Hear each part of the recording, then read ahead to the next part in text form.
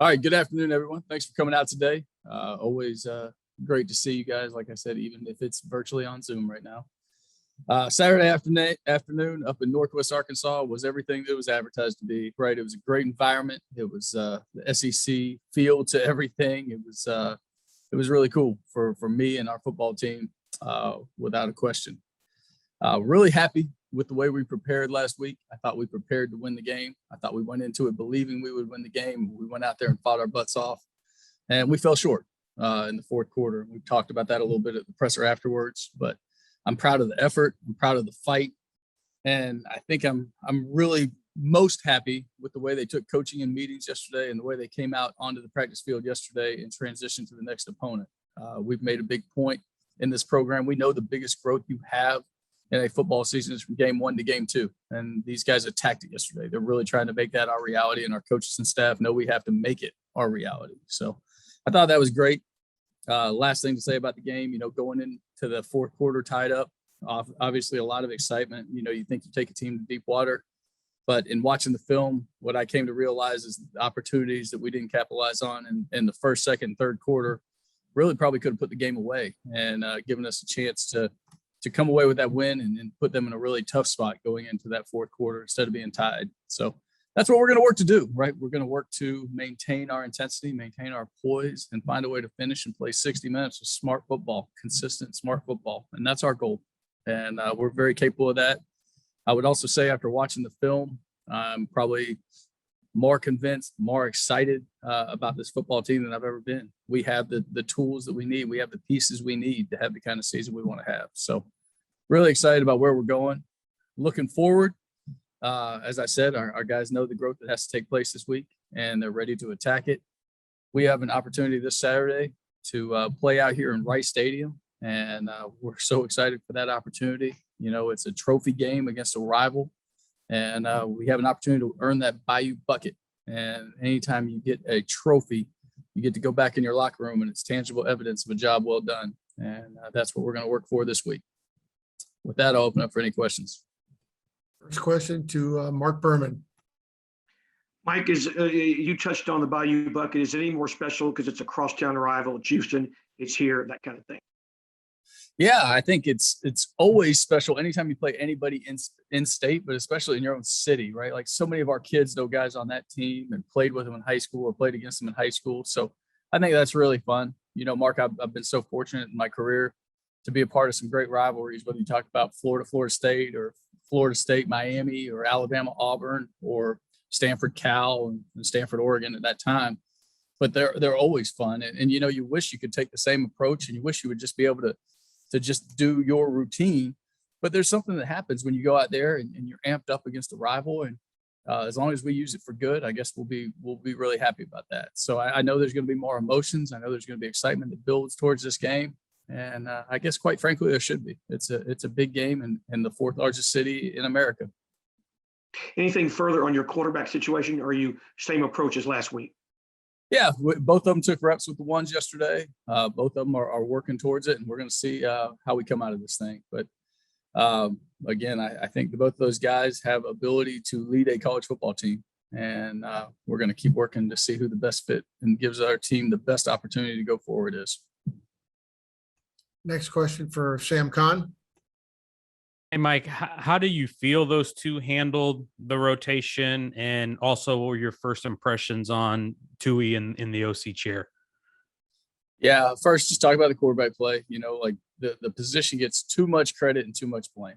And that's the bottom line. But the other bottom line is neither of them performed to our standard. Neither of them graded out, in the 80 percentile winner range where we want them to. And so that's not great, right? We got to get them all better. And that's Coach Tui's job. That's my job. And that's the player's job to be able to go out and perform in the game like they do in practice. That's why we practice. That's why we try to make it as game-like as we can. But the results weren't there on Saturday in terms of what our goals are for that position, what we believe those two can do. The turnovers were the biggest negative, right? And that's something we can't do. And you certainly can't do it when you go up to an SEC West team's house and you have a chance to get them on the ropes and trying to finish them. You can't do it. So obviously that was disappointing. Talking about Coach Tui, really pleased really, really pleased with how he communicated with me throughout the week, how he communicated with our quarterbacks, the in-game decisions that we made and that he made. I mean, I thought he called some great things at great times, big time plays. So really pleased with him. And I guess I really should circle back to Luke. I thought Luke did some good things, obviously, but there's some things like with game management. There's some things with understanding exactly how we wanted to work with our system within our system. We're continuing to work on and trying to get him more comfortable. And, again, not a surprise. The guy's been here 2 months and some change now. So, every day is a day that he's putting in the bank and getting better and better. And we have to step forward. Both of those kids have got to continue to take steps and grow in this program. You mentioned credit and blame. Obviously, I would imagine you want to have the run game going a little bit better. What's the key to you guys getting a little bit better in the run game this week? Yeah, Sam, I didn't make any bones about that with our team yesterday. We're a program that, we want to be able to be effective running the ball when we choose to run it, and we want to always stop the run. And unfortunately, we didn't do either of those on Saturday. We averaged 2.2 a carry or 2.1 a carry, and I think they averaged something like 5.6 a carry, and that's not what we want. That's not what we expect out of our defense or our offense. And it's about the only thing our defense didn't do well, right? They were all over the place. They had 7 3-and-outs. I thought it was an unbelievable plan put together by Brian Smith. Offensively, it comes down to everybody. Like, it comes down to coaching decisions in terms of what was called, but it comes down to offensive linemen and tight ends finishing their blocks a little bit better. It comes down to running backs taking the true track that they've been coached to do and not getting sped up just because the lights are on. And it comes down to them lowering their pads and feeding somebody their pads and making sure that even if they get hit at 2 yards, they fall forward for 4, and now it's an efficient run, and we're still on schedule as play callers. It gives us more chances with the sticks and the ability to go forward. Now, what I will tell you is offensively, and you talk about Coach Tui again, I think we only had 1 3-and-out aside from the 2-minute drive where we were pretty committed to running the ball and not giving it back to him with any time on the clock, where we went 3-and-out. And that's a big deal, right? Getting that first down and giving your offense a chance to get that confidence and that momentum and changing field position. So we did that pretty well throughout the day. But you talk about the run game, we've got to get better, and it falls on everybody's shoulders. Everybody has to do a little bit more. Next question, Steve Helwick. Hi, Coach. It's been a theme for a while. Last year, you didn't allow a single first quarter point, and this year your defense comes out again with their hair on fire. Just what is the key to bringing that first quarter energy, and how can it sustain for the rest of the game? Yeah, I think it's sustained pretty well. As we talked about on Saturday, you've seen Coach Smith come out with unbelievable game plans, unbelievably different looks, presents different things. There is some element to those tempo teams that, once they feel like they get your signals, and I'm not saying this occurred, but if they do get your signals, maybe they start looking to the sideline more and trying to get to the perfect call. And that's what we all want to do, right? We all want to get to the perfect call one way or another so our play can be successful. So that's an element that, again, sometimes can catch up on you. But again, whether that did or not on Saturday, I'm not saying anything is a factor. I'm just telling you, like, we're starting games off the way we are because Coach Smith puts together incredible plans. These players believe in everything he says, and they are executing them incredibly well. And we're coming out the gates like our hair's on fire. And I love watching our defense fly around right now. Next question, Matthew Burke. Hey, Bloom, looking a bit forward at Houston, how does your defense stack up with Clayton Tune and Nate Dell out there on the side? Yeah, I think they got some really talented kids over there. Number 1's an awesome receiver. The tight end 85 is a really good player, and everything on their offense kind of starts with Clayton Tune. As we all know, I think he doesn't get enough credit for how athletic and how fast straight line he really is. But the big thing with him is when he's on, he's lit up the scoreboard. When he's thrown it to his team and done some good things, like, they've got to be excited about that. And just like any quarterback, if you're turning the ball over, it's not going to be good. It's not going to be good for your football team. So when they're at their best, they're a lot to deal with, and they're going to be a great challenge for our defense any way you look at it. Sam Khan. Mike, going back to your defense, again, when you go against an SEC line like that and perform the way you guys did, I guess how much of a foundation is that for you to have success moving forward? Because you're not going to see a line like that every week. But just how valuable and how impressed were you about the way you guys performed up front? Yeah, first off, Sam, let me just say thank God that we're not going to see like a line like that that's has that size. And thank God we're not going to see a quarterback that looks like Dante Culpepper and runs like Michael Vick anymore, right? Like that was a big human, as we talked about. That's hard for us to deal with. But the bottom line is we won't see those people week in and week out. And I am incredibly proud of how our front dealt with those guys. I mean, they stood toe to toe with them, whether it was the tempo that was the challenge of getting lined up, whether it was just the size of those guys. Like they stood there toe to toe and punched and punched and punched and counter punched. So really proud of those guys. And I do think it speaks to where we're at as a program and give us a lot of optimism going forward.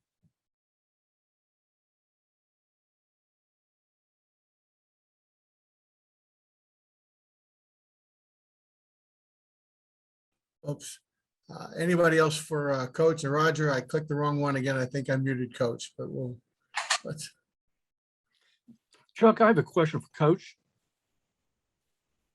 Can you hear me? Yes, sir.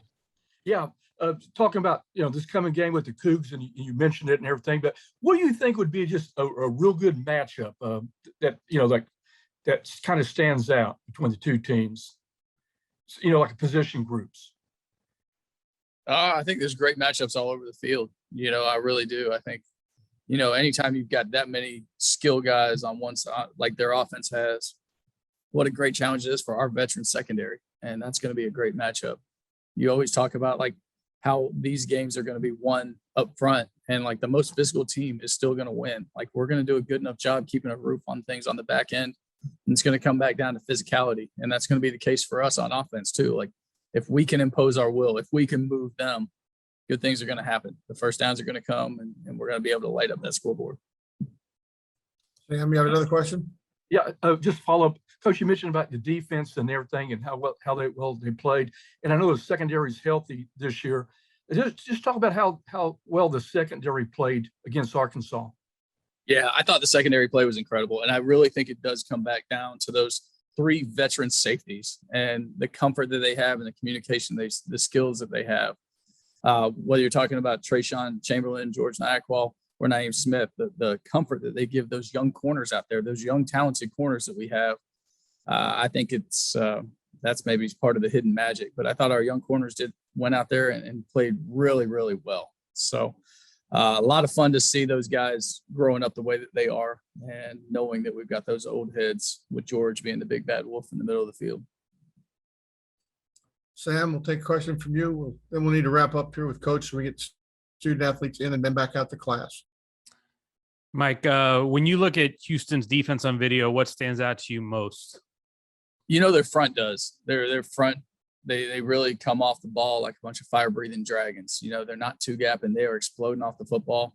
They may not be nearly as big as some teams that you play, but they are guys that play with great energy, and they don't stay blocked.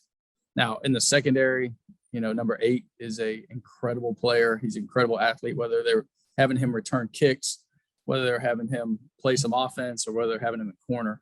He's just a playmaker. And from what I understand, a pretty good rapper too. So maybe I need to check that out. Okay. One last shot for Coach, and then we'll start bringing with the student athletes. Okay. Thanks, Coach. Thank y'all. Have a great day. I believe first up will be Jaeger Bull, tight end, who actually had his first career touchdown catch against Houston in the 2018 bucket.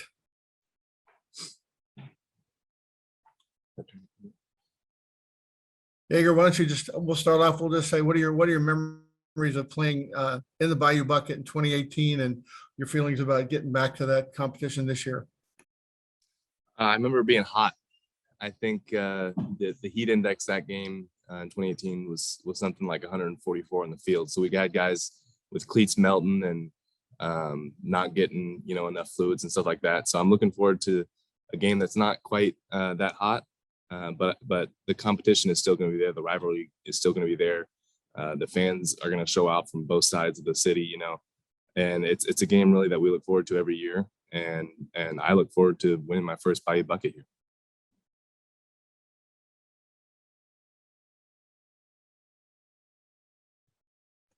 Okay, questions for Jaeger. Matthew, you're first. Jaeger, Chuck's talking about going back to the 2018 game. In some ways, those are very different programs that are going to be meeting on the field in 2021. How have you kind of seen this program grow? And now that you're one of the old heads that Coach talks about over the past couple of years, maybe make the rematch a little bit different. Yeah. I mean, like you said, both teams are going through some, a lot of changes in the past, 3 years.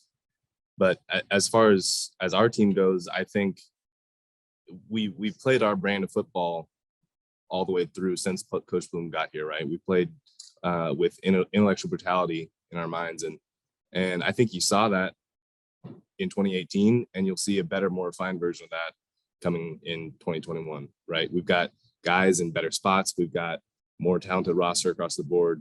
We've got coaches that have been in the system longer, coaches that are used to calling games longer. We've got Coach Tui now going into his second game as a Rice Owl, and that's something that I'm personally am super excited about. I've been excited about him being here through spring ball and fall camp, and I'm super excited to see, what the things that he dials up as he gets more comfortable, with his relationship with Coach Bloom on the field during game time and just in the system that he's implemented. And then a quick follow-up, how does that fit with the tight ends? Because a couple years ago, it was basically just you and Jordan doing most of the work. Now you got 4 or 5 different guys in the room that can do a lot of things. Does that variety make things a bit more interesting for y'all? Yeah, definitely. It's an awesome room to be a part of for sure. And there's so many talented guys. And I think it's a unique room because there's so many talented guys that are called to do so many different things on the field. And, we really are able to specialize in a lot of things, but then, we get in a hurry up mode or certain packages where we're all asked to do everything. So I think the coach has done a pretty good job at managing that. And I'm really excited to see, what guys like Jack Bradley and Robert French, are able to do in this rivalry game that, it's really their first time playing U of H as an upperclassman, as a guy that is expected to contribute heavily on the field. Sam Khan. I'm curious, you mentioned the improved talent level on your team. As a player who's been here a while, how have you noticed that? Is it when you guys are on the practice field, is in the weight room? How do you, when you walk around, how do you kind of notice like, hey, we've got some dudes here? Yeah. I think there is a component that Coach Hans has kind of developed and evolved this team into a more elite player base and group, but also just, I think the biggest thing you could point to is with the style of offense that we run, and with Coach Smith doing what he is on the defense side of the ball, and George can attest to this probably too. Guys are just so much more comfortable in these systems that they're able to play way faster and not have to think as much about, okay, if this situation happens, then I'm doing this, but rather they can just react and play football. So I think that's something that as the season goes on, like Coach Bloom said, from week 1 to week 2, that's something that you'll see improve and the game pace improve with us. And I think that's going to be really one of the keys to winning this game this week. And with Coach Tui having a game under his belt, you've spent obviously a lot of the offseason learning this offense and working on it. What was it like to do it live, and just what were your impressions just going through, as he called it and all that? Yeah, I think I've said it to my teammates a lot. I think Coach Tui was one of the best hires since I've been here, on staff. He's really taken the run game and what his experiences in the pass game and meshed those together and into a true West Coast style system. And I think that's going to pay dividends as we get down the road. And as Coach Tui, like I said, gets more comfortable with what Coach Bloom likes to do and that sort of thing. And it's really going to be exciting to see, especially, me being a tight end, selfishly, it's more exciting to see a little more tight end implementation in the pass game. And, I'm also excited for my fellow tight ends getting to do their thing. Like I said, really excited to see what Jack Bradley and Robert French do this weekend. Anything else for Jaeger? All right, thank you, sir. We'll Appreciate your time. We'll see you later at practice. Thank you. And now we'll bring up George Nyquil, safety.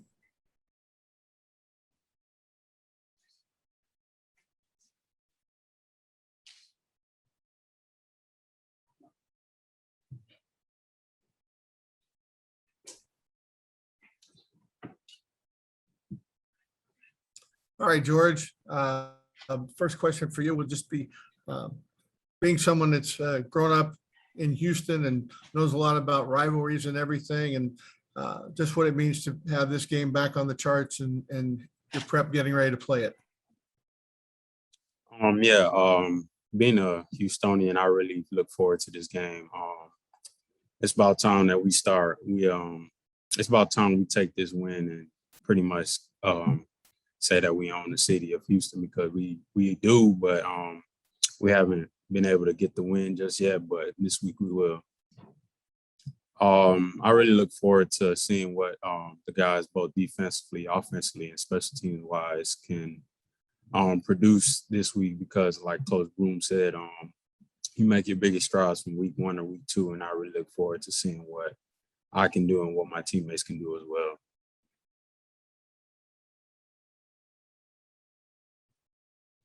Questions?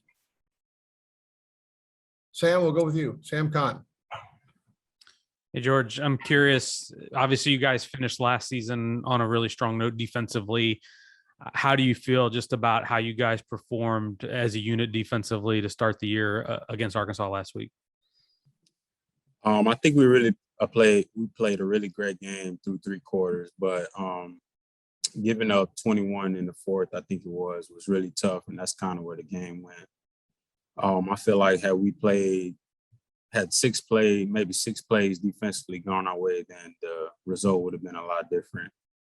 We pride ourselves on pounding the rock, controlling the clock, and playing great defense. And I feel like we played great defense through 3 quarters, but the 4th quarter kind of was a little shaky for us. And I feel like if we put a whole game together, then we'll come out victorious this week. That's a team that's got some big guys, big linemen and stuff. How do you feel about how you match their physicality as a defense? So we pride ourselves on intellectual brutality, and during the week we attack every day with that same mindset. And I think we match up pretty well. We've got guys that are just as strong, maybe not as big, but are just as physical. And I think we match up pretty well.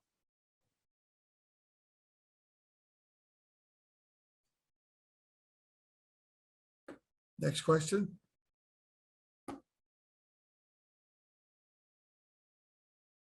All right. Yeah, I have a quick question. What's the biggest challenge you see about the U of H offense? So with the U of H offense, they got a lot of athletes. They got some good athletes, but so do we.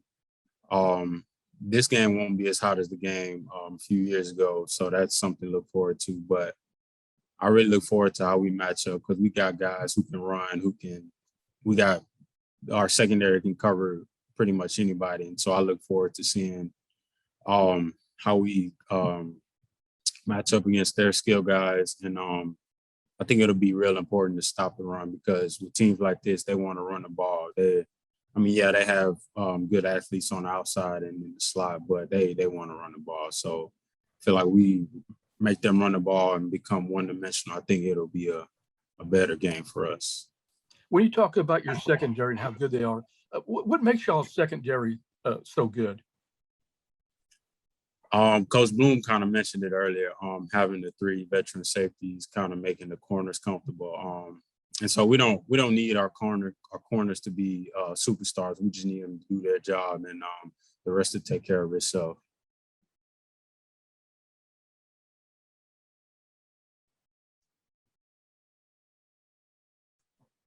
All right.